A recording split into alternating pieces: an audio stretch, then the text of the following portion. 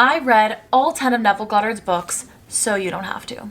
Hey guys, welcome back to my YouTube channel. I'm Rosa, and if this is the first time that you're here on the channel, I'm gonna need you to trust me on this. You're gonna wanna subscribe below, because on this channel we bring the joy, the happiness, and the empowerment back into spirituality, into manifestation, because at the end of the day, why do we wanna manifest anything? Is because we want to feel good and make our lives the best it can be. So by subscribing and hitting that post bell notification, you're going to get more videos from me. And if you'd like to check out any of my offers that I've created or apply for my personal one-on-one mentorship, then all of that info and more is on www.rohosa.com or in the description below.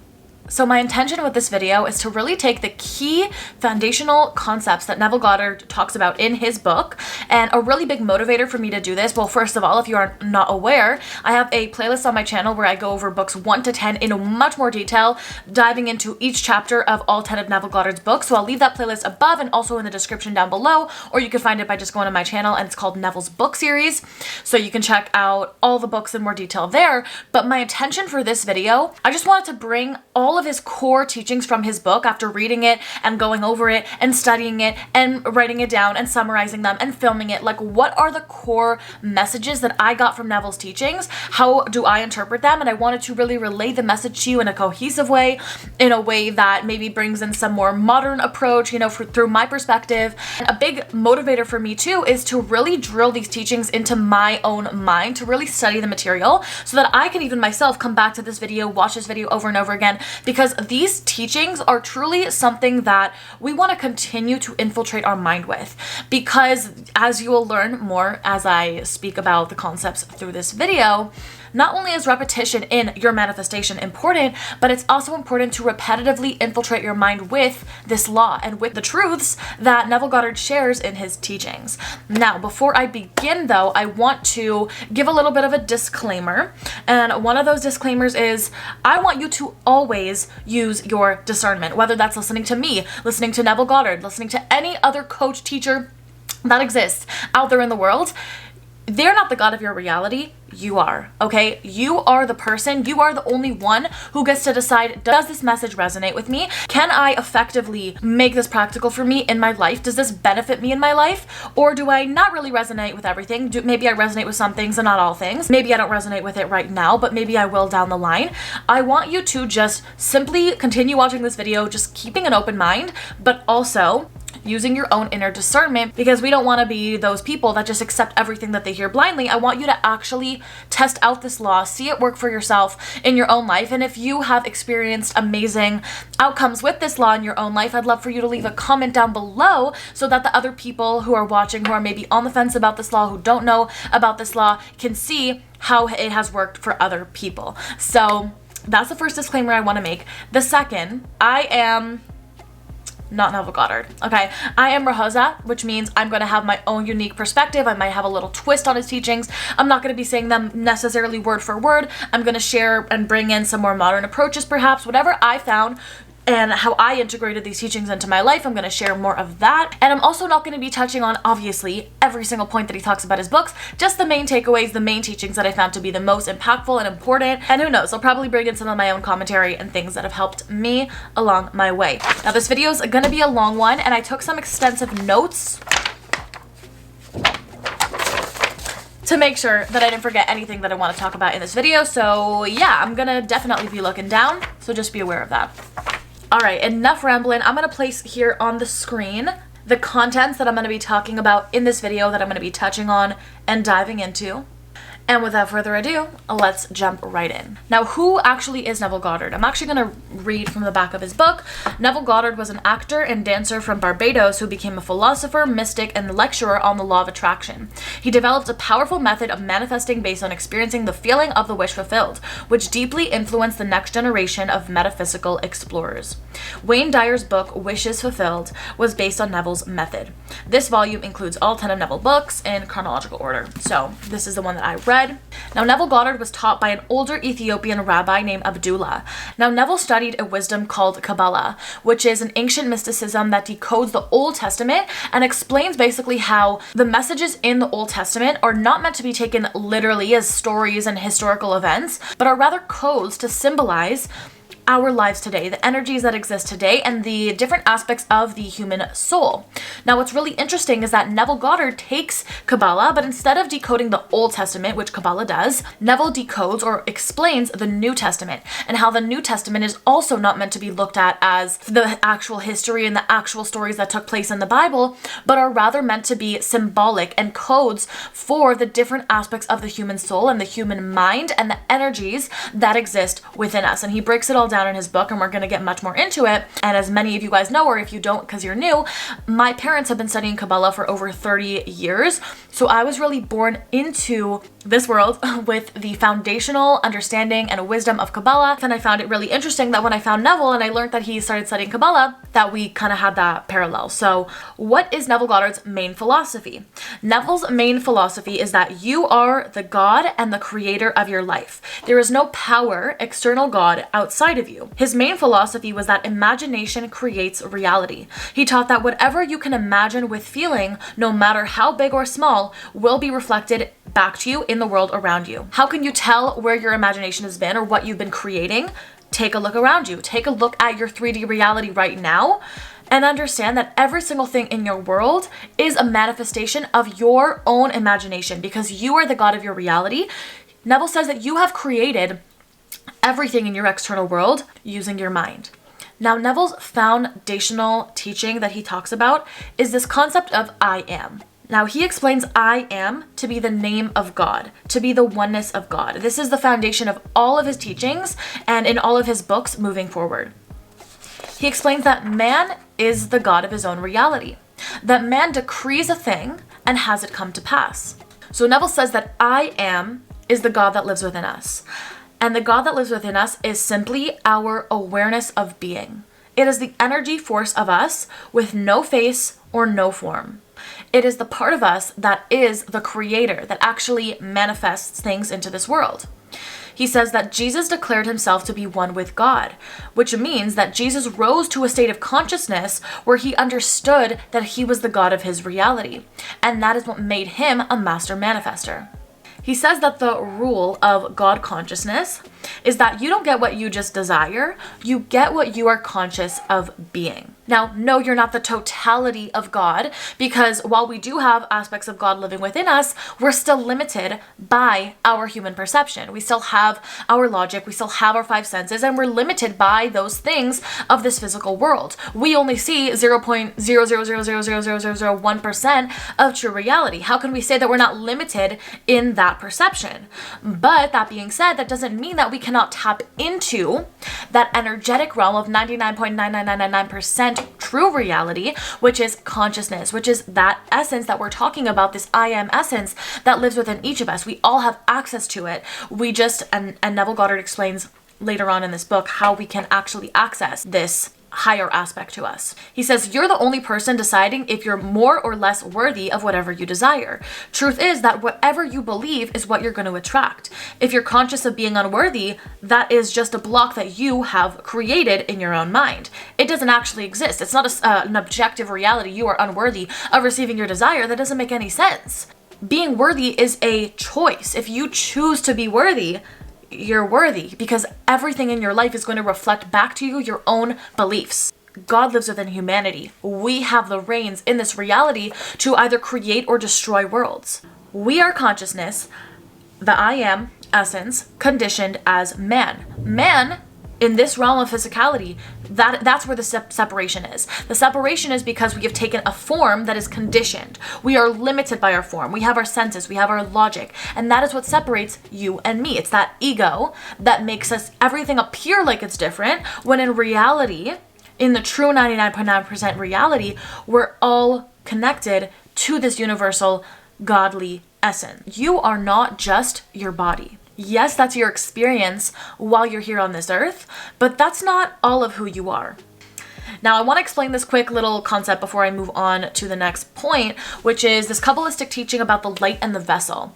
Now, if you take a Kabbalah 1 class in the Kabbalah Center, which I've taken like 10 times, you will learn that this world was created with two forces. Okay, very quick Kabbalah 1 lesson right now.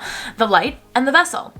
So think of them as two energy forces that were existing before creation ever began. So the light is what we would call God or the creator. It is this essence of pure love, pure sharing, pure giving, and just constantly giving.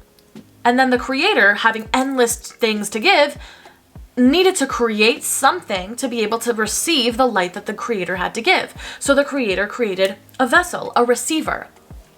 So these two energies existed in this, what we'll call the endless world, where the creator constantly gives and gives and gives, and the essence of the vessel constantly receives. So we have these two forces harmoniously working in this world, the creator that is endlessly giving, and the vessel that is constantly endlessly receiving. And it's this perfect cycle. And you may ask, if one essence is always giving and one essence is always receiving, isn't this a perfect cycle, perfect harmony? Why does anything need to change?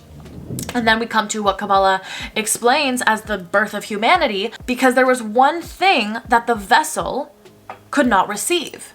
The vessel could receive endless, but the one thing that the vessel, the essence of receiving, could not receive is the essence of being the creator. So what Kabbalah says happens, and this is all metaphors and this is all expressed in ways that our human minds can understand, is this vessel shattered into billions of pieces and created what we would call now the physical world, where we as humans have not only the ability to receive things, but we also have the ability to be the creator. We have the vessel, we have the receiver energy within us, and we also have the creator energy within us.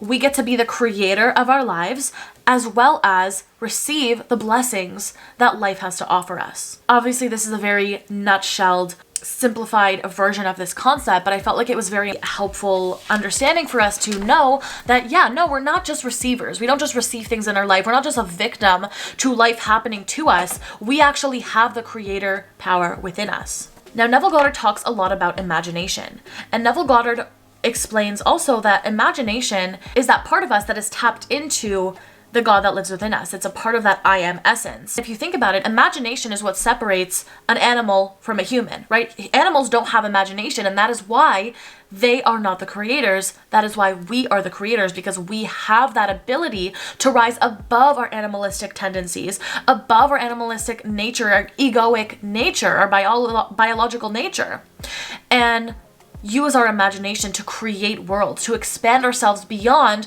our self-imposed limitations. We get to create. So in page 11, he says, man's world in its every detail is your consciousness outpictured.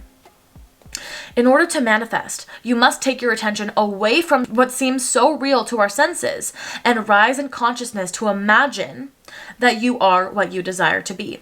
Imagination precedes manifestation. So he's saying, this 3D world, it looks so real to us, but it's really an illusion. It's really less than 0.1% of the true reality. So what we think looks so real, we're actually very limited in that perception, and it's actually not real at all. He's saying that our imagination is actually the real reality. Our imagination that creates worlds, that is reality.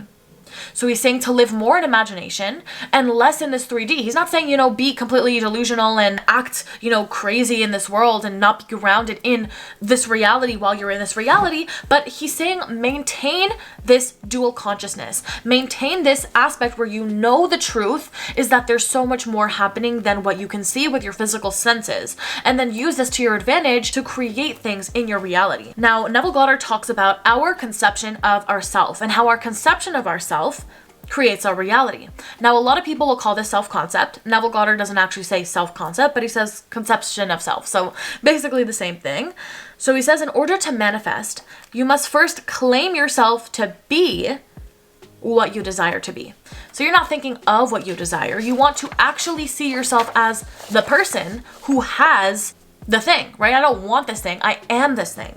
I have this thing already. He says that by maintaining that consciousness of I already have this thing, you align yourself with it. That is how you call things towards you, because like we said earlier, you will always experience in your outer world a reflection of what you are conscious of being, of what your self-concept is. Who do you believe yourself to be in this life, in this world? What are your beliefs about yourself? What are your beliefs about this world, the people around you? How do people treat you? What are things that you just get easily in this life? What are things that you just have a harder time with? How are you identifying yourself? Because however you identify yourself, whatever your conception of yourself is, you're going to be seeing that reflected back to you in your external world. Now, a lot of this is subconscious, and we're going to get to that as well. But for now, this is what we got to know, okay? You will always get proof of what you are conscious of being. So claim yourself to be your desire, and then the 3D world will catch up. On page 26, he says, the world is a magnified mirror, magnifying everything that you are conscious of being. At every moment, you are decreeing and commanding yourself to be what you are aware of being. So basically, by being aware that I am poor, you're basically saying and decreeing, as the creator of your reality, I am poor. And you can only create and perpetuate a story that you keep telling yourself. Even if you had historically experienced, in the 3D world, in this physical world, seeing I actually am poor though. Like that is actually my reality. Okay, that may be your reality right now, but if you want to change it, you need to be able to use your imagination to expand your mind to see beyond this current reality. Only by seeing yourself in a different way can you change the story. You don't need to continuously live in the current 3D reality that you're seeing right now and continue to perpetuate that old story. This is what Joe Dispenza calls living in the familiar past. We are constantly reliving, recycling the same old thought patterns over and over and over again, thus creating the same reality for ourselves because we're not using our imagination, our imaginative muscle, to expand ourselves beyond it. This is why I am so big on working on our self-concept really being the foundation of all manifestation. Because when your self-concept is on point, you can manifest anything else so much quicker and easier when you truly have this foundational belief that I am the creator of my reality, right? This is one of those deep core axioms that I talk about in my book that are so important to adopt. If you guys have not watched my free masterclass on self-concept, then I'll definitely leave that in the description for you, and also you can find it on rahosa.com. Our self-concept needs to be that foundation that we are continuously building upon and working upon, because it's the foundation of all of our other manifestations coming into fruition. We need to start at how do we view ourselves first, because if we don't view ourselves as someone who can manifest, if we don't view ourselves as someone who manifestation works for, who if God is not on our side, we don't truly understand the creator power that lives within us, we're not going to be able to use that creator power because our beliefs manifest. So get your self-concept beliefs on point first. Now, let's talk a little bit about states, which of course is my forte because, as y'all probably know by now, I have a book called Becoming a State Shifter, which you can also find on my website, which I'll leave below. It's a very short book. It's about 65 pages. It's a little cutie. So yeah, you can find that info down below. I'm a proud mama of this one. Okay, back to states. So Neville explains states to mean states of consciousness. Everything in our life is a mirror or reflection of our state of being. He says you can only live in one state at a time. You're either one way or another, and you choose your state. He says in order to change your state and step into this new state, you must die to the old and put your focus completely on the life that you're creating. Now, our logical minds have a really hard time with changing our state from where we currently are to where we want to be because we are viewing life through the lens of our current level of consciousness, our current state of consciousness. And our present limitations are our current state of consciousness. In order to change our life, you can't do that from the current state. You have to use your imagination to expand beyond the current state that you're living in. You first must believe yourself to be what you want to be. Now, let's talk about how do we overcome our limitations. On page 11, Neville says, you cannot take with you into the new consciousness any part of the old man. All of your present beliefs, fears, and limitations are weights that bind you to your present level of consciousness. If you would transcend this level, you must leave behind all that is now your present self or conception of yourself. You do this by taking your attention away from all that is now your problem or limitation and dwell on just being. That is, you silently but feelingly state, I am. He says if you know truly how powerful you are, you know your I am essence, and you tap into this meditational state where you completely let go of the senses and you enter into this realm of just simply being, like just being, without identifying yourself so strongly with the 3D world, with your human shell and what's going on in your circumstances right now, if you simply understood how powerful you are as simply the creator of your reality, he says that automatically with this knowing, you transcend your limitations. So this is kind of the opposite of what a lot of people will say in the spiritual community. Not that Neville's contradicting it, but I find that, a lot in the Neville community, in the spiritual community, there's a lot of digging into our limitations and always uncovering and healing and finding the shadow and putting our awareness on the negativity and really putting our attention on it. And while it's important, I do believe that it's important to have balance, and Neville does speak about this later as well, because we don't want it to build up in our body and create trauma and create subconscious blocks in ourselves, because our body is our subconscious mind, and we don't want to completely neglect our emotions. That is not at all what we're saying. But the question is, how long are we dwelling in that state of constantly ruminating on the negativity? And when are we switching it to remembering our godly power, remembering who we are, what we came here for, what we want to be in this world, and what we want to really create out of our life? He's saying putting your awareness on your true essence, the essence of I am, the God that lives within you, automatically your limitations will automatically fall away. Because like he's saying, you cannot exist in two states at once. You're either living in your limitations, your ego, the 3D, the illusion, or you're living in your higher consciousness. You're living in, as I call it in my book, the miraculous world, right? And that's why I say in my book, how to live in the miraculous world. We're either living in the illusionary world or the miraculous world. Really, there's just these two states of consciousness that we can live in. What you focus on grows. So put your focus, put your attention on your I am essence and what you want to create and what you want to be, and naturally your limitations will die. So instead of putting so much effort into killing our limitations, we don't realize that by focusing on them so much, by focusing on what's wrong with us all the time, what we're doing wrong, what's not happening in our life, we're feeding that reality more energy rather than feeding the reality we want to create. Being in the energy, the embodiment, the feeling of I want to create this amazing life and feel it now.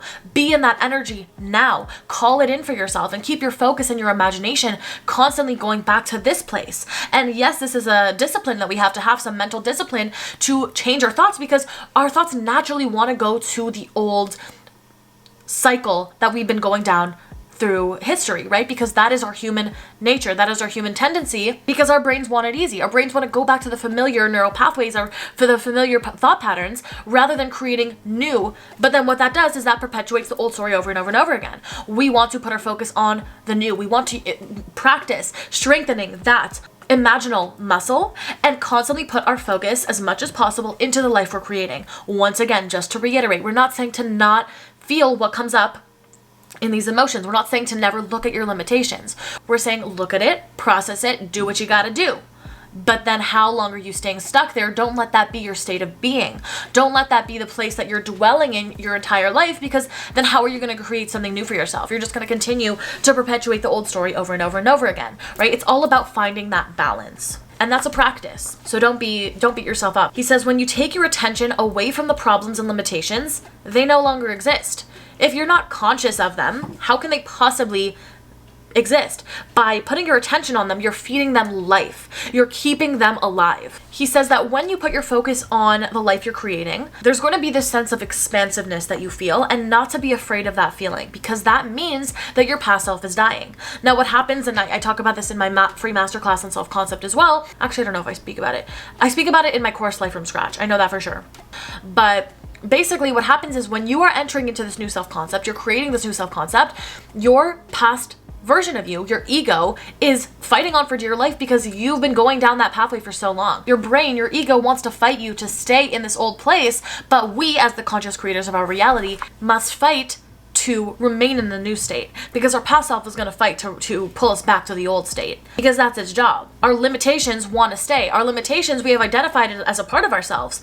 So when a part of ourselves seems like it's dying, that can be very scary to the ego, because our ego wants to hold on to what it identifies itself with. When you all of a sudden start identifying with these new things, our ego is going to be like, hold up, Mom, what the hell are you doing over here? Because I did not agree to this. But we have to realize that our I am essence, the God that lives within us, is so much more powerful than the ego. The ego does not have to win. When we understand that there are these two forces at play here, we get to decide as the conscious creators of our lives, which we are feeding more energy to. When we view it in this like objective way and we understand who we truly are, we also understand that this voice of the ego that's trying to bring us back is not really us. It's an aspect of us, yes, but it can change. And we have to hold this dual awareness that we have the power to overcome them. Yes, it takes discipline to bring your focus to the life you're creating, and old thoughts may still come up, but that doesn't matter. It doesn't matter if the old thoughts pop up. That's not what's going to manifest. What matters is, what are you consistently feeling? What state are you consistently going back to? You are limitless. And there are unlimited levels that you can ascend to. There is always constant ways to grow, because why? God is limitless. There are no limits to God. Conditions and limits are man-made. Only we in our human limited mind create limitations, but they don't actually exist. We have the ability to surpass them.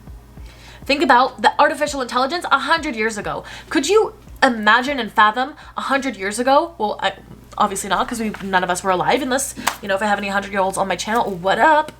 If you told someone 100 years ago the technology that we'd have, the airplanes that we have, anything, literally anything, calling someone from across the world, flying across the country to the other side of the world in just a day, like, these things are huge paradigm shifts that even 100 years ago literally seemed impossible, seemed like literally just imagination. But what happened? One human being had the initial idea, I wonder if this is possible. And then what happened? Because they believed it was possible, they were able to create it, because we are literally limitless. Limitless. I mean, it's not like humans actually created this. It existed in the universe. We're just uncovering more and more of what we're capable of. We are the ones trapping ourselves into our limitations. They don't actually exist. So Neville says, when you take your attention away from them, they no longer exist. You're no longer giving them life. You're no longer feeding them. You're no longer recreating them over and over again. You get to decide what is true for you and what you want to create for yourself. Yes, we have limitations with our body that are created with our minds, but we can always surpass them. We want to focus on the limitless, not the limited. Now let's talk a little bit about the 3D and the 4D. So the 3D world, this is the world that we know. This is the world of the 3 dimensions of space, length, width, and height. This is the world of our senses, of our logic, of our ego, the external. We've been talking about this, the illusionary world. We are programmed, and that's literally just what it is. It's just a program to only trust the 3D world and stop listening to the inner world of our imagination. When we're born into this world, our imagination is free. We're free to think however we want until we're programmed to think inside the box, to act normal, to stop using our imagination. But we have the power over the 3D and over our senses. It just takes time to convince ourselves, because we've been convinced otherwise. We've been convinced that we have limitations. And because we believe we have limitations, we continue to perpetuate these limitations, because your life is going to always outpicture your beliefs. He says, stop blaming the external world, external circumstances, external people, and take back your power. He says, just take everything in your world as objective feedback, telling you what is your current conception of yourself. In some way, my mind created this. And if my mind created this, then my mind can uncreate this.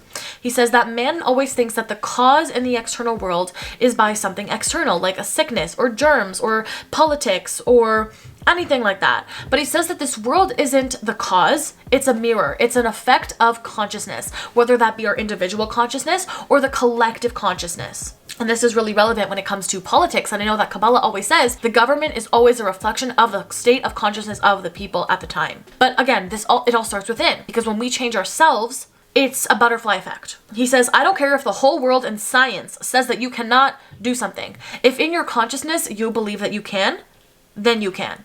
Science said it was physically impossible to run a mile in 4 minutes. And guess what? Someone did it. He just broke science.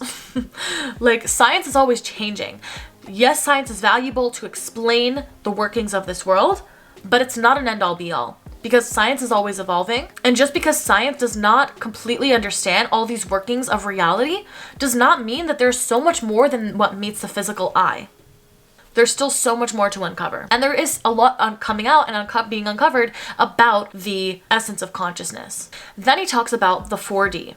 Now, some people call it 4D, some people call it 5D, Neville calls it 4D. Let's talk about what he means. The 4D is what he calls the dimensionally higher world. Now, like we said, the 3D world is the world of length, width, and height, but he's saying that there's actually way more dimensions to measure reality than just what our senses can sense.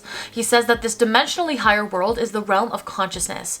And he says because we can observe events mentally before they appear in this 3D world, he says that life on Earth must proceed according to plan, and this plan must exist elsewhere in another dimension and be slowly moving through our space. So if you've ever heard of there being infinite potential realities, it is in this 4D that Neville speaks about. It is in this dimensionally higher world where all of these potential realities exist. Kabbalah talks about this. Kabbalah calls this the endless world. Modern scientists talk about this. I know Joe Dispenza calls this the quantum field. It is this realm where every possible destiny exists. Every outcome, every possible timeline that you could ever go down in your life is all happening at once in this realm. So, if every potential reality exists, then what is in our control is which one of these timelines are we aligning with? Which reality are we tapping into? And that is what creation is, because truly, when it comes down to it, and Neville talks about this later, creation is finished. We're not creating any of these destinies, any of these timelines. They all already exist. What we have the free will to choose is which one are we tapping into. So when we say we're creating a reality for ourselves, what we're really saying is we're tapping into a reality that already exists, and we're bringing it from the fourth dimensional world into this three-dimensional world. We're bringing it from imagination, which is this realm of the 4D, and bringing that, aligning ourselves to that reality. And he says that the reality that we tap into is determined by our consciousness, not by our actions. And it's not that actions don't matter, but it's that actions are the effect. When you start at the cause, your actions naturally align to bring you to where you see in consciousness. But the point of it, talking about a dimensionally larger world, is how is it relevant to us in this 3D world? Because the world that we think is so real and so solid is just simply a shadow and an abstraction of a dimensionally larger world. He says that the deep states of meditation and even the dream world is considered a dimensionally larger world because it's a world existing in pure consciousness. So every potential reality, it already exists. We're just unable to see it. Now let's talk a little bit about desire. Now, our desire is a reflection of our current state of being. So if you are poor, naturally, if that's your state of being, then you're naturally going to desire what you lack, which is riches. We're always going to desire what we lack. That is how this world works. Right now, I desire $1 million because I lack $1 million. But Neville's saying, we get our desires for a reason. We shouldn't judge our desires. We shouldn't question our desires, but rather honor our desires and claim them to be already yours. The word Kabbalah literally means to receive. We are meant to receive our desires. We're not meant to always suppress our desires and shove them down and feel unworthy of them and not ask for them. No, we're meant to receive everything we desire. The question is, what state of consciousness are we desiring it from? That is what matters, right? We don't want to desire something because I hate myself, so I want something to love myself, or I hate my circumstance, so I need to change it. Instead, we want to come from a state of consciousness and from an empowering place of I love myself, I love my life, I love where I'm at, and I desire to expand myself for more. We need to know what are our true core soul desires that we actually desire, and what is something that is like kind of a false desire that we think is going to bring us fulfillment, we think is going to bring us the happiness, but it's actually not. It's actually only there because we're in such a state of lack that we only desire something to take us out of the state of lack, but really we don't understand that we're just perpetuating the state of lack because we're not changing our actual state of consciousness. So like I said, we're always going to desire things from our state of consciousness. This is why focusing and working on our self-concept, on our state of consciousness first is the key, because we want to manifest from that higher state. Now, I'm so passionate about this stuff because everything is truly starts within. It's not about like superficial, like I want to look hot and like I want to like manifest $1 million so that I can never have to work a day in my life. Like it's not like these like superficial things. At the end of the day, if we're truly honest with ourselves and our desires, what we want at the end of the day is to be fulfilled, is to be safe, is to be happy. Have these core human needs being met and to feel content and simply, especially in this day and age, to just simply be happy. So when we are calling in things, we're manifesting, we're using that creator power, it's so much more than just the superficiality. It is truly proving to ourselves that we are the creator of our reality. We want to improve ourselves so that we feel whole and we know our power so that we can share that power with others. When we realize our creator power, we're able to lift people up in this world as well. He says that people fail to realize their desires because they place conditions on them. But we need to not be concerned with how our desires come into fruition. We rather just need to desire it, number one, and declare it as if it's already here, and that will bring us towards it. He says that God speaks to us through our desire, and we should view our desires as the word of God, because within each desire contains the power and the plan of expression. In the infinite potentials of reality, our desire exists somewhere in there. We just need to align ourselves to it. He says the desire is neutral. It's just a reflection of your current state and your current self-concept. He says that our desires are states of consciousness that are seeking embodiment. Our desires come to us because it wants us to be the vessel to be able to express that with the world. And we can only obtain the state, we can only get to that level of consciousness by listening to our desires and acting in accordance to them. What determines if you actually make a change in this life is determined by your level of desire. And Kabbalah always says this, that the bigger your desire is, the better. Because if you have a big desire, it means you have a big vessel to receive. It means you have a big vessel to receive a lot of light. And we deserve all the light. We deserve all the goodness that the universe has in store for us. But what determines if we actually change is our level of desire. If we have a big enough desire to change something, then yeah, we're going to do all the work necessary to put these laws into effect and really do the work to embody who we want to be because we desire it enough. If we don't desire enough, we're not going to do anything. We're not going to put any focus and any effort into using this law. You're going to live a stagnant life. You're going to continue to perpetuate the old story, and you're going to continue to repeat the same cycles over and over and over again. So yeah, we live in a limitless world, but it's up to us to expand our consciousness enough to call in our desire. Desire is always the number one step to change, because your current consciousness state longs to transcend itself to get closer and closer to the light and to true reality. Our ultimate desire is to be more of ourself. And who is more of ourself? Ourself is God. Ourself is the light, is the creator. And that's why we desire things, to express them. Because when we express them, we are God. And God is the truth of who we are. Now let's talk about faith. Now, Neville gives an analogy where you walk into the movie theater at the end of the movie. So you miss the whole movie, but you walk in right at the end and you see the last scene. And the last scene you see a happy ending. Great.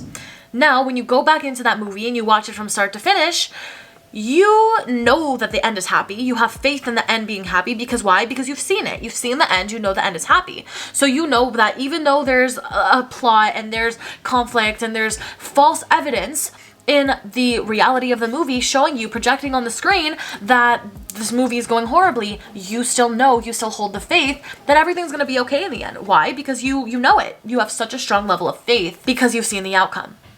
And he's saying we need to have this exact same mindset when it comes to life. He says once you declare something to be a reality, you must know that you have written the end of that story, and that even if things in your 3D world appear to show you the illusion of your manifestation not coming, you must ignore your senses and live fully in imagination, in faith, and understand and know deeply that your desire is still coming to you. When you have this level of conviction, your desire has to come. What we need to let go of is how it comes about. We don't let go of the desire. We let go of how and controlling the exact ways that this thing needs to come into our life. Having faith means knowing it's already done. It means don't make a plan, just execute your desire in your consciousness and then let life guide you to your manifestation once you feel like it's already yours. Now, Neville talks a lot about the power of feeling, and he has a book called Feeling is the Secret. And this is the most important thing, as Neville says, when it comes to manifestation, because, we cannot ignore and deny the fact that emotions are a huge part of the human experience. He says once you feel like your desire is here, it's yours, and time and space are just catching up. He says have gratitude for what is not yet here, and we want to bring in all the senses of what it would feel like to have the thing right now. And he does give some techniques on how to feel, but really all techniques that you could use are really just modes and modalities to get you to feel like it's real. Feel the joy. He says the feeling of the wish fulfilled is what manifests. He says the man who does not control his feelings may easily impress his mind with undesirable states. So that's that on that. We want to dwell in the state that we wish to experience more often than not, and think feelingly on the desire that you want to realize. Now let's talk about creation. Like we said, creation is finished. There's nothing that is created because everything exists right now in the quantum field. Now, yes, we experience life in a linear way. Everything has a time sequence in this 3D. That's what gives us order. That's what gives us structure in this life. A 4D reality, everything is existing and coexisting in the eternal now. We have to understand that everything happening now has already happened. So when you want to awaken a state within someone else, you want someone else to change, you have to understand you're not actually changing someone else. You're just awakening a state that's already within them. Because every single potential reality exists, we want to tap into the state and the reality where we have the thing that we desire. Then he talks about free will versus destiny. And he says the only free will is which timeline we tap into. We choose which timeline we tap into by what we are conscious of being. So stop recreating the past and start creating a new destiny by seeing the new destiny. Free will is actually just an illusion. He's saying that the only free will that we have is which timeline we tap into. When it comes to when we want to manifest our desire, there's nothing we can actually do to take control over the situation with our free will that will actually change the outcome. Like if we take certain actions, he's saying that is not actually what's going to make the change. In order to make this change, we must assume the feeling of the wish fulfilled, which we're going to talk about in a minute. So we want to make our assumptions positive and desirable. We claim the good in ourselves and in others.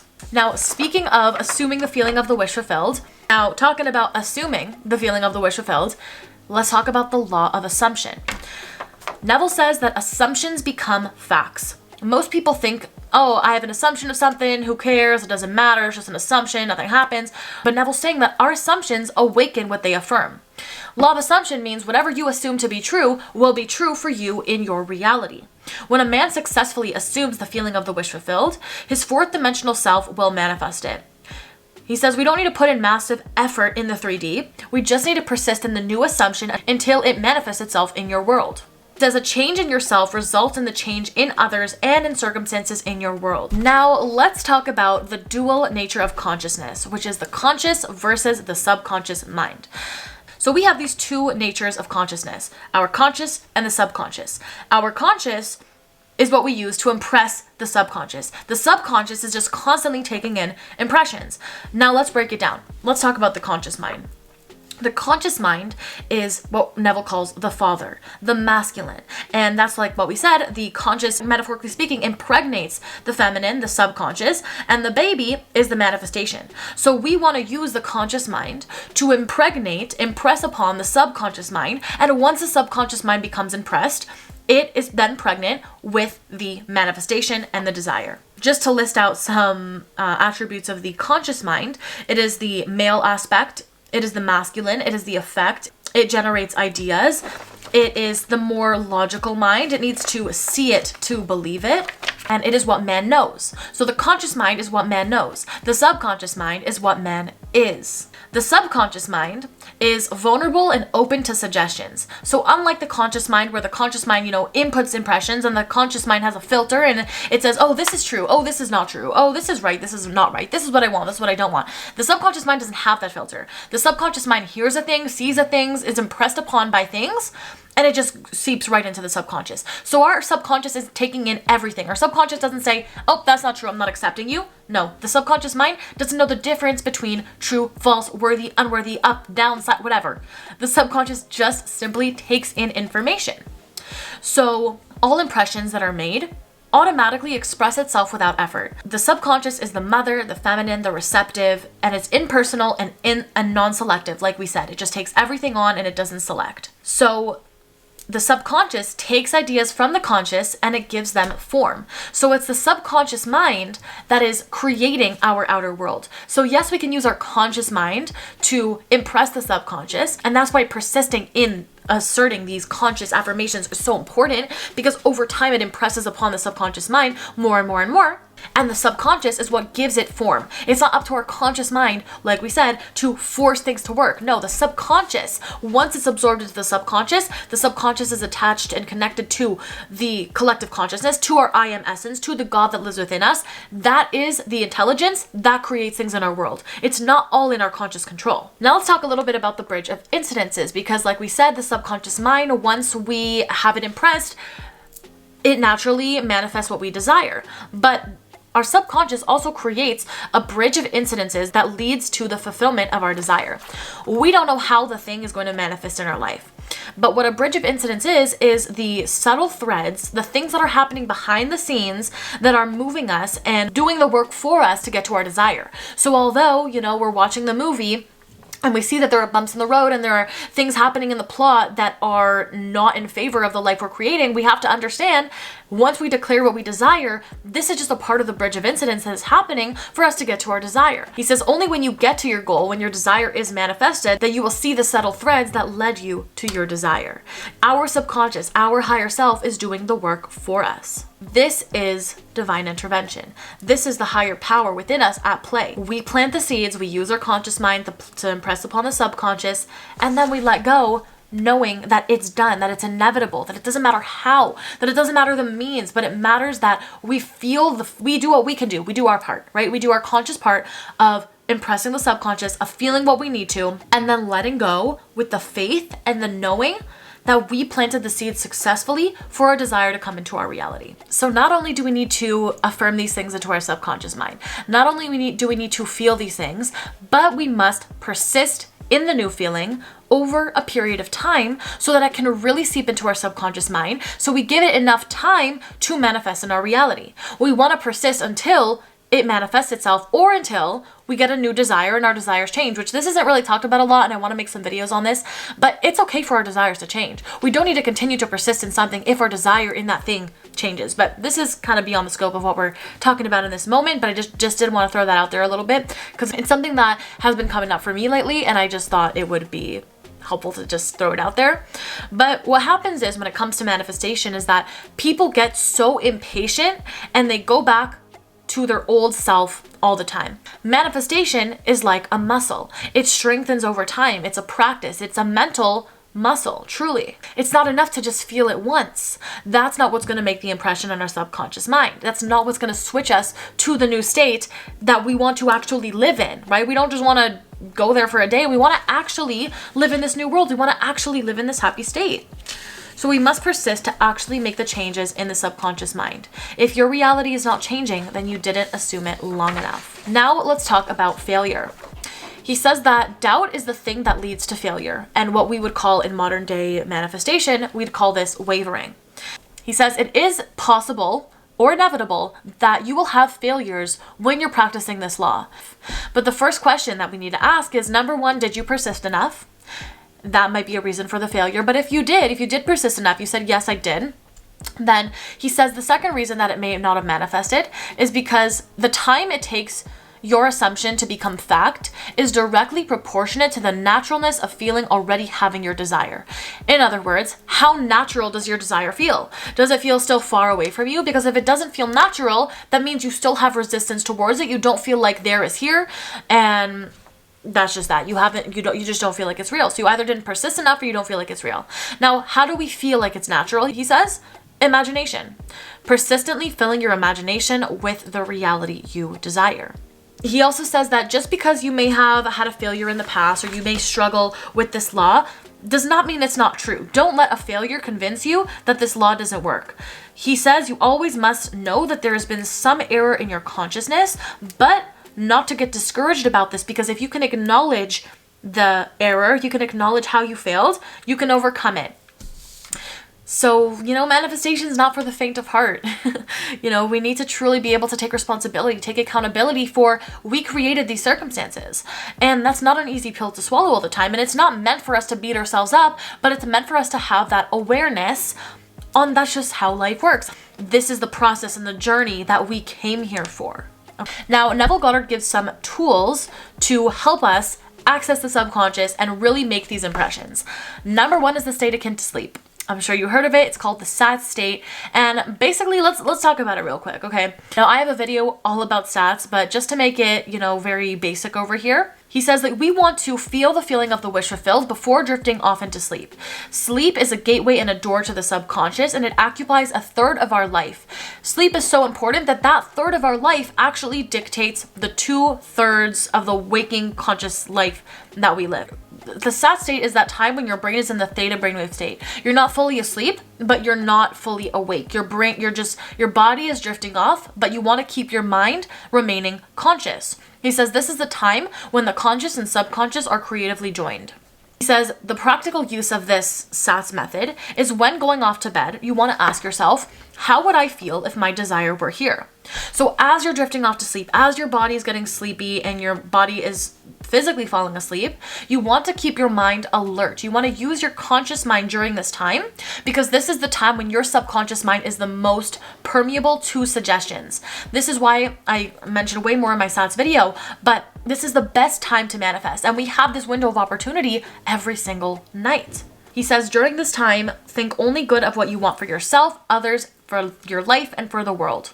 Our normal natural human tendency is to do what? To ruminate on our past day, to ruminate on cycles that have repeated themselves. And what that does when we, spend our time before bed thinking about our day or fantasizing situations we don't want to happen, is we're just continuously perpetuating that old story over and over and over again, thus creating it over and over and over again, not realizing that that's the most powerful time for us to manifest. And by us creating these stories in our mind at this permeable time, we are recreating the same life over and over and over again, and that's why we're not seeing changes. So we want to use this time to really impress our subconscious mind with the feeling of the wish fulfilled. Recreate old self-concept, old identity, old situations, old patterns, old versions of other people. No, we want to really visualize, affirm, and feel our wish fulfilled. We want to truly envision ourselves being in that life. He says this drowsiness state is the best way to create new assumptions because it's attention without effort. We can focus our attention without our logical mind constantly popping in and saying, this is not true, this is not happening. No, this is the best time for our subconscious to just constantly get impressed. Hypnosis is also a really great way to do this, because what's happening with hypnosis, or even a lot of people have been commenting asking me about subliminals, what subliminals does and what hypnosis really is good for is having the impressions that you're making going straight to the subconscious mind and completely bypassing and ignoring the logical, loud, conscious mind that is like, meh, that's not true, meh, I don't know about this reality, and whatever conscious resistance and wavering thoughts that may potentially come up when you are trying to embody the new state. What happens is when you're in the state akin to sleep, when you're in this meditational state, when you're in the sat state, when you are listening to hypnosis or listening to subliminals, is that it's going right past your conscious mind and straight into your subconscious mind. So this, like we said, it favors attention without effort. Now, he also talks about another tool, which is prayer.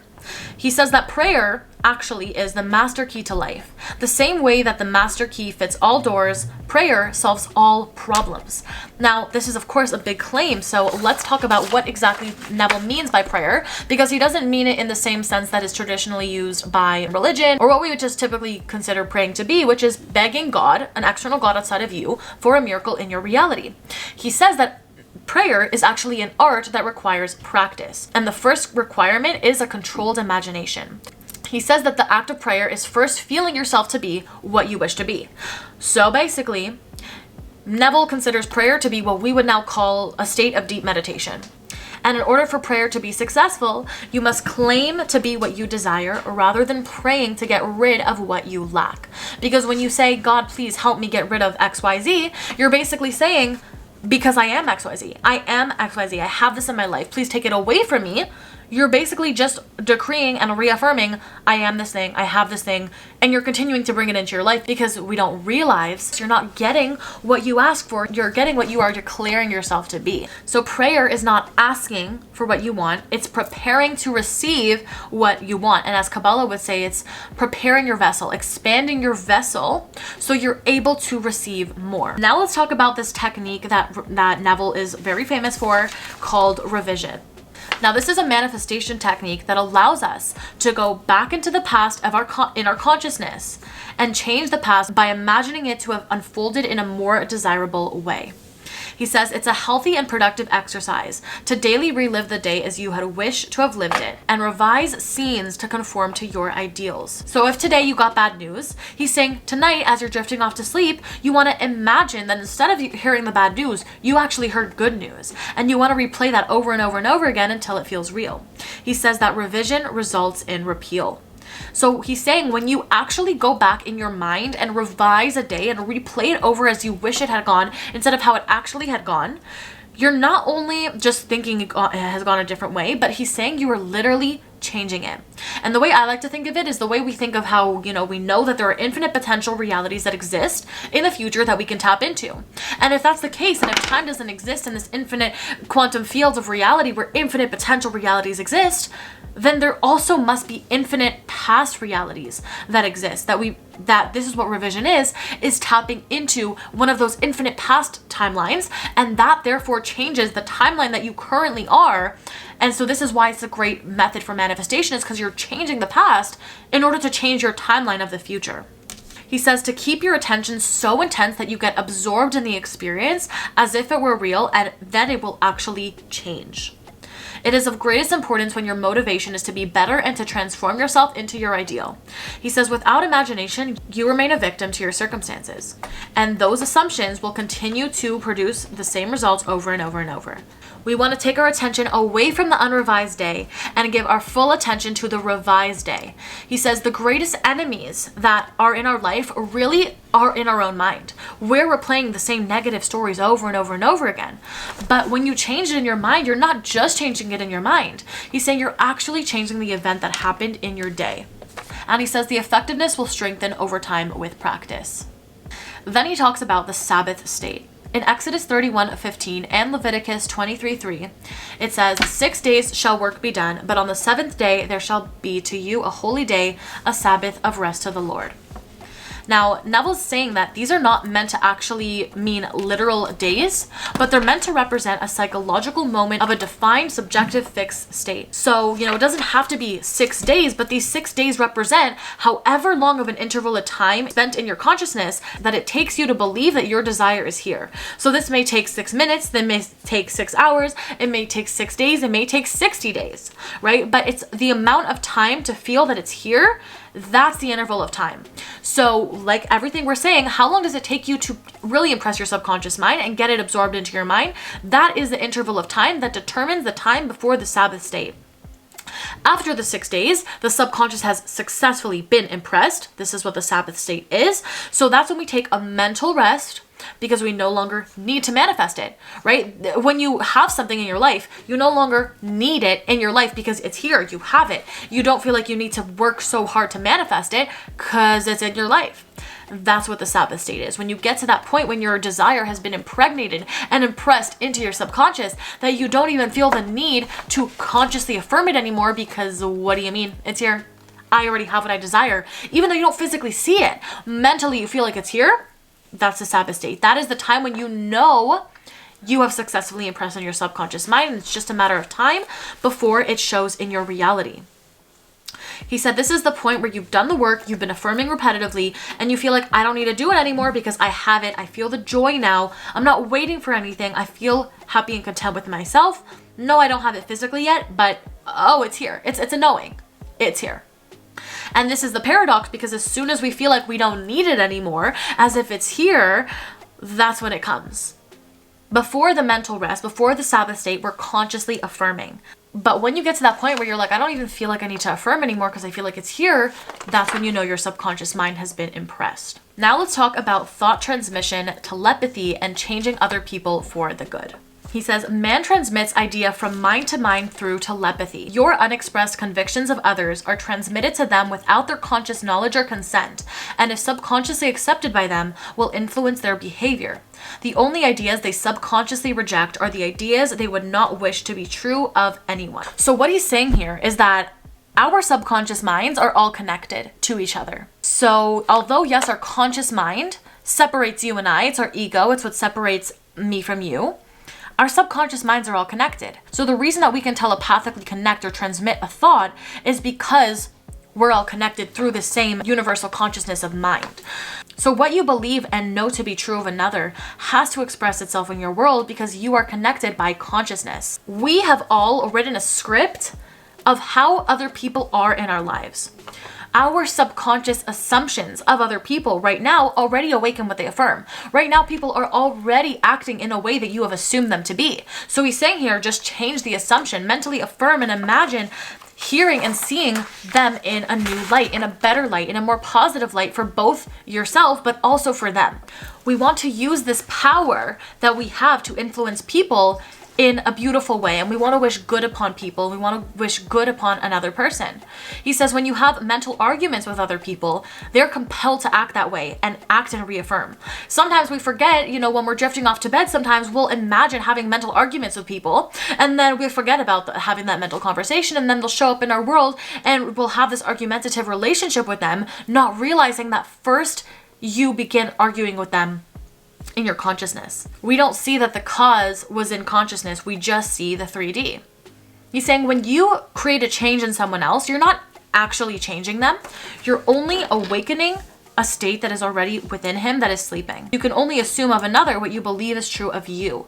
So to send someone evil is to send it back to yourself, because you can only send something if you first believe it about yourself. Everything is a mirror. All you have to do is assume the reality. And mentally, this is a technique he gives, to mentally talk to this person in your mind as if he were already that which you would want him to be. And like I said, we do this anyway, right? We create mental arguments. We create different situations to occur in our life in a negative way. So just change what you're creating. Change the assumption you have of this person. How do you view this person? They're showing up in your life in this particular way because you assume that they're going to show up in this particular way.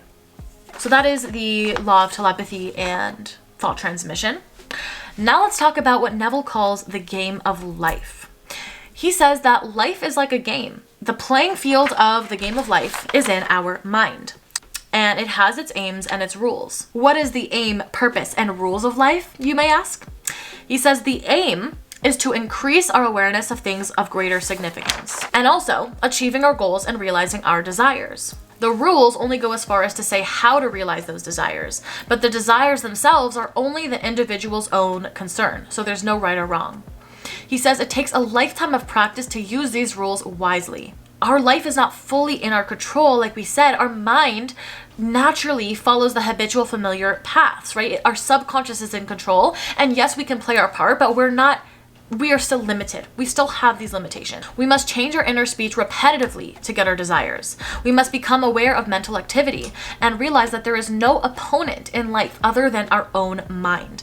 It is our reactive nature, our reactive behavior, the ego that lives within us, which is just another aspect of ourselves.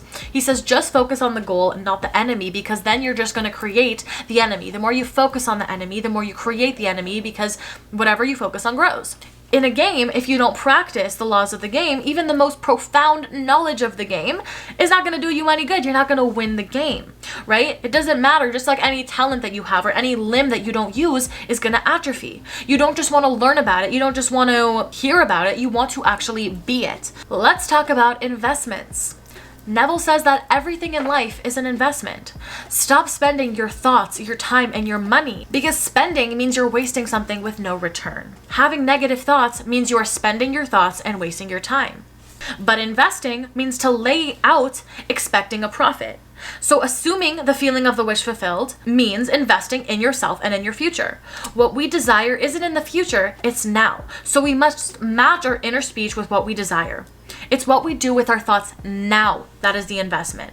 The future is a result of the present thoughts. So feed yourself with only the best. Now let's talk about Neville's concept of isn't it wonderful? In his books, he shares an example of a woman who had absolutely nothing to her name. She had absolutely nothing to lose in her life. Her life was just what we would call not good. Okay, not good. So she put her all into Neville's laws and teachings because she thought, hey, I have literally nothing to lose in my life.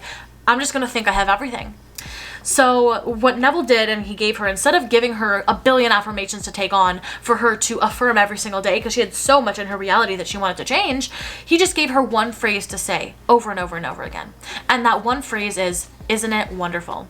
Isn't it wonderful implies the feeling and the mood of happiness, of good and wonderful things just happening all the time. Now, me personally, and I said this in one of my recent videos, but I said instead of saying, isn't it wonderful, because that doesn't really resonate with me, I don't typically say like, isn't it wonderful? It's not something that like in modern day we typically use, right? But instead I'll say something like, everything good happens to me in my life. I have everything goes my way, life is amazing, I get everything I desire, like those kind of affirmations that affirm basically the same thing that isn't it wonderful implies, which is that everything is just wonderful, but we're not conditioning it. That's kind of the point of saying it in this way is, isn't everything wonderful? Isn't life just amazing? Because what happens is when you're living in this consciousness, in this mood of wonderful things are constantly happening in your life, you have to call that in, because that's what, when your focus is on amazing things happening, that is what needs to show itself in your world, because that is what you're conscious of being. And this is also the point of becoming a state shifter, is not just acquiring things, acquiring something over here, something over there. Like, I want to actually feel good, right? I want to actually feel happy. And that's the point of doing this manifestation work in the first place. We all want things to make us happier, right? So when you start saying, isn't it wonderful, or the affirmations that I just said, we want to also feel wonderful. We want to repeat it daily. You don't want to condition on just money, just love, just this, just that. Like, we wanted to leave it open to just anything wonderful. I'm open to wonderful things happening in my life. Good and amazing and wonderful things will start happening, and it has to, because that is the state that you are in. We're always trying to manifest different things, right? But how about manifesting moods? How about manifesting living in a higher state of consciousness? How about manifesting feeling good? We can manifest feeling good. And once we get to that point where we actually do feel good, we actually say these things enough times that it actually becomes impressed into our subconscious mind, the world has no choice but to reflect that back to you. The world has no choice but to reflect your mood and your state of consciousness back to you. Good things have to happen if you are feeling good. Don't wait for your mood to change. You can create that change in your mood. Now let's wrap up by talking about the concept of Ye Doers. Now you just sat here, you just listened to all this, great, you have the knowledge, you understand on a practical, logical way the workings of this law. But it's not until you actually apply the teachings in your own life that you will actually reap the benefits, number one, and also strengthen your belief in the law itself. The application of law is where the magic happens. Not just hearing about it. It doesn't matter if you understood every single word that I just said in this video, and if you go watch all the other videos of me breaking down Neville's law, you watch all the videos of my other content where it's not specifically Neville, but, you know, similar teachings, because at the end of the day, you know, there's a lot of truth in a lot of things. It doesn't matter if you understood it completely if you don't apply what you're learning. He says it won't change your life. It's the action of changing your consciousness that actually works. Knowledge alone gives us the consciousness that our consciousness creates, but we actually need to do the work to change our consciousness to create. He says having a little bit of knowledge but actually implementing it is way more valuable than having a lot of knowledge but not actually applying it. Now, I want to spend the last minute wrapping up this video by sharing Neville Goddard's breakdown of manifestation from A to Z. Let's simplify it all right here in this one little blurb of this video. Number one, in order to manifest anything you desire, you need the desire. You need to have that desire and be solidified in that desire, because if you don't fully know what you want, you don't fully believe in your desire coming into fruition, forget about it. It's not gonna happen, okay? We need to be solidified in that desire. So when you have that desire, you're thinking of your desire, right? That's step number one. First you think of. Then we move to thinking from, aka feeling as if, getting yourself to embody and assume the feeling of the wish fulfilled. We can use SATs, we can visualize, we can affirm. Whatever you do, just gotta do it over and over and over again until you feel it real. Then we gotta persist. We gotta persist in that until it just becomes your state of being. You just feel like this is who I am, this is my life, this is what I call in, this is my reality, okay? Then you need to, after you get out of the meditation, after you continue to persist, walk around your life and embody who you would be, carry around with you this version of you, and have faith knowing that you're pregnant with your desire and your desire is gonna come into your life. And lastly, allow it to come into your life. Witness it come into your life. Follow the path that life takes you through. Follow your intuition throughout your life and allow life to guide you through the bridges of incidences naturally to obtain your goals. Sounds simple? Super. Super simple. But actually applying it, this is a lifelong journey. This is the journey of manifestation. And at the end of the day, we're always going to want to desire more. It's a part of our essence as the vessel to want to receive endlessly, constantly things in our life. If you're still here watching this video right now, I want you to leave the party emojis in the comment section down below, letting me know that you watched to the end of this video. Like, damn, it shows that you're really dedicated to yourself and mastering your life and mastering your reality. So kudos to you. So remember, the number one thing that you're going to want to focus on and work on first and foremost is that self-concept, and also manifesting moods, because at the end of the day, you can desire a billion things, and as soon as you get them, you're going to be just as miserable as you were before. So it's not just about manifesting things in a superficial way. Let's zoom out. Let's look at this bigger picture of we are here to be creators. Yes, we're going to have ups and downs. Yes, this is a part of the cycle of life. There's so much more, you know, this is the tip of the iceberg of how much information and knowledge and amazingness is out there in the spiritual world of things to learn, understand, implement, and really put into practice in our lives. Now, I'm going to wrap this up because this is becoming 10 years long. I really hope this video was valuable to you. Remember to remind yourself of this law and of these kind of teachings over and over again, because our human brains are forgetful, and we need to consistently remind ourselves of the truth when we get pushed out of alignment. Not to mention, every time you come back to this video or every time you continue to learn, you're going to get something different from it, because our minds continue to expand and grow, and our understanding will deepen with the repetition. We all have different ways of manifesting, okay? So I really intend and hope for you to find the way that works for you, to not only just manifest the things you desire, but to actually feel the full fulfillment that you possibly can from your desires, because you deserve it, because that's why you were born and that's why you're here. And once again, just want to wrap up and remind you to subscribe to the channel if you have not. If you want to see more content from me, I'd love to have you join this channel. It's been growing so freaking quickly. I grew to almost 3,000 subscribers in the past like 3 months. Craziness. So thank you guys so much for being here. I appreciate you so much more than you know. I appreciate your comments so much more than you know. Make sure to check out the Neville series if you guys want to listen to all the books in way more detail than I just kind of covered here, although I know I talked about a lot. But if you really want to refresh your mind, go through each book. I have that playlist on my channel for you guys there.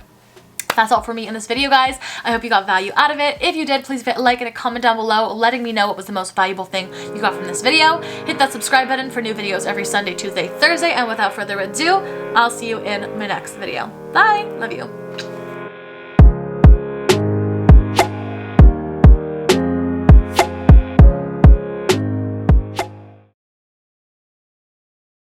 Hey guys, welcome back to my YouTube channel. I'm Rosa, and if this is the first time that you're seeing my face, then welcome. It's so nice to have you here on the channel.